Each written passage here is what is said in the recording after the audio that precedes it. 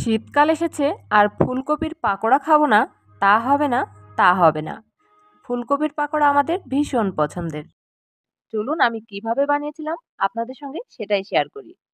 এখানে আমি ১.৫ কাপ বেসন নিয়েছিলাম। বেসনটা খুব ভালোভাবে চেলে নিয়েছি। চেলে নেবার পরে আমি এখানে ২ টেবিল চামচ কর্নফ্লাওয়ার আর ১ টেবিল চামচ ময়দা দিয়েছি। আর দিয়েছি স্বাদমতো লবণ, কালো গোলমরিচের গুঁড়ো, চাট মসলা, দিয়েছি হলুদের গুঁড়ো, জিরে ভাজা গুঁড়ো আর ধনে গুঁড়ো। আর দিয়ে দিচ্ছি শুকনো মরিচ ভাজা। এটা কিন্তু অপশনাল, কিন্তু দিলে এত সুন্দর একটা ফ্লেভার আসে যে খেতেই ইচ্ছে করে। খুব ভালোভাবে হাত দিয়ে কষলিয়ে মরিচটা সহ সবকিছু মিক্সড করে নিলাম। আর দিয়ে দিলাম বেকিং পাউডার। এরপরে অল্প অল্প করে পানি দিয়ে একটি ডো তৈরি করে নেব।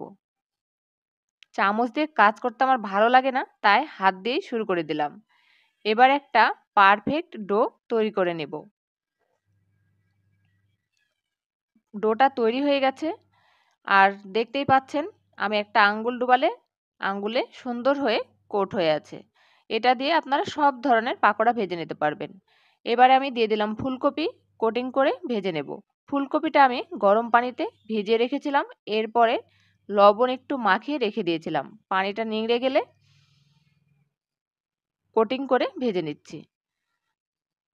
গরম তেলে আমি ফুলকপির পাকোড়াগুলো দিয়ে দিলাম। এবার একটু সময় নিয়ে ভেজে নিতে হবে। তাড়াহুড়ো করলে ভেতরে ফুলকপিটা কাঁচা থেকে যাবে আর বাইরের দিকে পুড়ে যাবে। যাই হোক, আমার ভাজা হয়ে গেছে। কি যে দারুণ হয়েছিল! আর এই পাকোড়া আমার ভাত দিয়ে খেতে দারুণ ভালো লাগে। আপনাদের কার কার ভাত দিয়ে খেতে ভালো লাগে অবশ্যই কমেন্ট করে জানাবেন। আর আজকের ফুলকপির পাকোড়া কেমন হয়েছে অবশ্যই কমেন্টে জানাবেন। সবাই ভালো থাকবেন, সুস্থ থাকবেন। আল্লাহ হাফেজ।